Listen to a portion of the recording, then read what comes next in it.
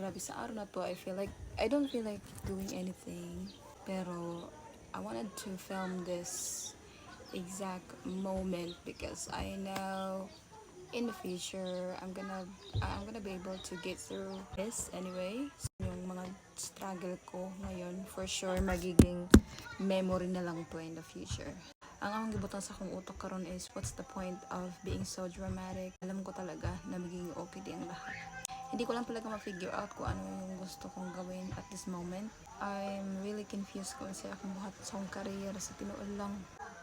Naghuna-huna akong mabalik ka sa call center pero ako maging call center hindi na kaya ng power ko talaga maging call center agent. But I know for sure that I'll figure this out. Kaya wako kabaloon sa akong gusto sa kinabuhi. I just wanted to film this really kay ganahan lagi ko nga in the future tanawon ko ning video and maging okay ako.